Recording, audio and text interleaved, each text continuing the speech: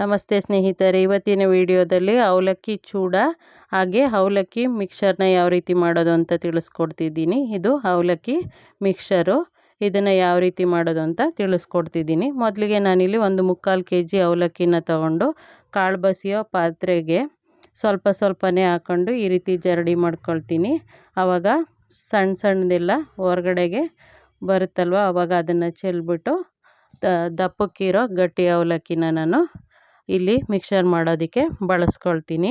ನಾನು 3/4 kg ಅವಲಕ್ಕಿನೂ ಈ ರೀತಿ ಜರಡಿ ಹಿಡ್ದು ಎತ್ತಿಟ್ಕೊಳ್ತೀನಿ.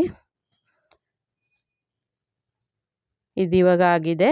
ಆನಂತರ ನಾನಿಲ್ಲಿ ಇಷ್ಟು ಹುರ್ಗಡ್ಲೆನ ತಗೊಂಡಿದ್ದೀನಿ, ಒಂದು ಬೌಲಷ್ಟು, 2 ಬೆಳ್ಳುಳ್ಳಿ, ಒಂದು 6 ಬ್ಯಾಡಗಿ ಮೆಣಸಿನ್ಕಾಯಿ, 4 ಒಣಮೆಣಸಿನ್ಕಾಯಿ, ಒಂದು ಅರ್ಧ ಹೋಳು ಕೊಬ್ಬರಿ ತುರಿ, 3/4 kg ಅವಲಕ್ಕಿ, ಇಂಗು, ಅರಿಶಿನ ಪುಡಿ, ಹಾಗೆಯೇ ಅಚ್ಚ ಖಾರದ ಪುಡಿ, ರುಚಿಗೆ ತಕ್ಕಷ್ಟು ಪುಡಿ ಉಪ್ಪು,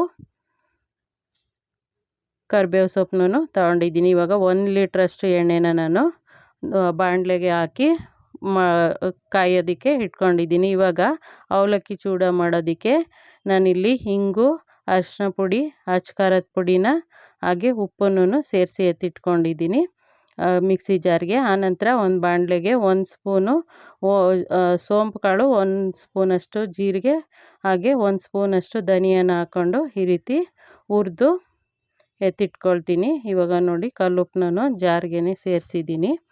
ಆನಂತರ ಇದು ತಣ್ಣಗಾದ ನಂತರ ಹುರಿದಂತಹ 3 ಪದಾರ್ಥ ತಣ್ಣಗಾದ ನಂತರ ಮಿಕ್ಸಿ ಜಾರ್ಗೆ ಸೇರಿಸ್ಕೊಂಡು ಮಿಕ್ಸಿನ ಪುಡಿ ಮಾಡಿ ಇಟ್ಕೊಳ್ತೀನಿ. ಅದು ಚೂಡ ಮಾಡೋದಕ್ಕೆ ನೋಡಿ ನಾನು ಈ ರೀತಿ ನಿಮ್ಗೆ ಯಾವುದು ಅನುಕೂಲ ಆಗುತ್ತೋ ಆ ರೀತಿ ಸೋಟನ್ನ ತಗೋಬೋದು, ನೀವು ಜಾಲರಿಗಳನ್ನ ತಗೋಬೋದು. ನಾನು ಈ ಥರ ಜಾಲರಿನಲ್ಲಿ ಬಳಸ್ಕೊಳ್ತೀನಿ. ಮೊದಲಿಗೆ ನಾನಿಲ್ಲಿ 1 ಬೌಲಷ್ಟು ಕಡಲೆಕಾಯಿ ಬೀಜನ ತಗೊಂಡಿದ್ದೆ, ಅದನ್ನು ಹುರಿದು ಎತ್ತಿಟ್ಕೊಳ್ತೀನಿ. ಒಂದೊಂದೇ ಹುರಿದು ಕಾಳು ಬಸಿಯೋ ಪಾತ್ರೆಗೆ ಹಾಕಿ ಎಣ್ಣೆ ಸ್ವಲ್ಪ ಅದರಲ್ಲಿ ಅಲ್ಪ ಸ್ವಲ್ಪ ಇದ್ದರೆ ತಳಕ್ಕೆ ಸೇರೋವರೆಗೂ ಬಿಟ್ಕೋಬೇಕು. ನಾನಿಲ್ಲಿ 3 ಬೆಳ್ಳುಳ್ಳಿನ ಸಿಪ್ಪೆ ತೆಗೆದಿಟ್ಕೊಂಡಿದ್ದೆ, ಅದನ್ನು ಬೇಯಿಸಿ ಎತ್ತಿಟ್ಕೊಂಡಿದ್ದೀನಿ. ಇದು ಅರ್ಧ ಹೋಳು ತೆಂಗಿನಕಾಯಿ ಸಣ್ಣದಾಗಿ ಸ್ಲೈಸಸ್ ಮಾಡ್ಕೊಂಡಿದ್ದೆ, ಅದನ್ನು ಬೇಯಿಸಿ ಎತ್ತಿಟ್ಕೊಂಡೆ. ಇವಾಗ ಹುರ್ಗಡ್ಲೆನೂ ಇದು ನಿಮಗೆ ಎಷ್ಟು ಕ್ವಾಂಟಿಟಿಗೆ ಬೇಕೋ ಹಾಗೆ ತಗೊಳ್ಳಿ. ಕಡಲೆಕಾಯಿ ಬೀಜ ಮತ್ತು ಹುರ್ಗಡ್ಲೆನ ಇದನ್ನು ಬೇಯಿಸಿ ಎತ್ತಿಟ್ಕೊಳ್ತೀನಿ. ಈ ರೀತಿ ಫ್ರೈ ಮಾಡಿ ಎತ್ತಿಟ್ಕೊಂಡು ಹಾಗೆ ಕರಿಬೇವು ಸೊಪ್ಪನ್ನು ನಾನು 1 ಹಿಡಿಯಷ್ಟು ತಗೊಂಡಿದ್ದೀನಿ. ನಿಮಗೆ ಬೇಕಿದ್ದಲ್ಲಿ ಹೆಚ್ಚಿಗೆನೇ ಹಾಕ್ಕೋಬೋದು, ಚೆನ್ನಾಗಿರುತ್ತೆ. ಇವಾಗ ಒಂದೊಂದು ಸ್ವಲ್ಪನೇ ಅಂದರೆ 2-3 ಸ್ಪೂನಷ್ಟು ಅವಲಕ್ಕಿನ ಹಾಕ್ಕೊಂಡು ಈ ರೀತಿ ನಾನು ಬೇಯಿಸ್ಕೊಳ್ತೀನಿ. ಅವಲಕ್ಕಿನ ಕರೆದು ಎತ್ತಿಟ್ಕೊಳ್ತೀನಿ. ಕಾಳು ಬಸಿಯೋ ಪಾತ್ರೆಗೆ ಹಾಕ್ಕೊಂಡ್ರೆ ಅಲ್ಪ ಸ್ವಲ್ಪ ಎಣ್ಣೆ ಅಂಶ ಇದ್ದರೆ ಅದು ತಳದಲ್ಲಿರೋ ತಟ್ಟೆಗೆ ವರ್ಗಾವಣೆ ಆಗುತ್ತೆ. ಈ ರೀತಿ ಮಾಡಿಕೊಂಡು ಎತ್ತಿಟ್ಕೊಳ್ತೀನಿ.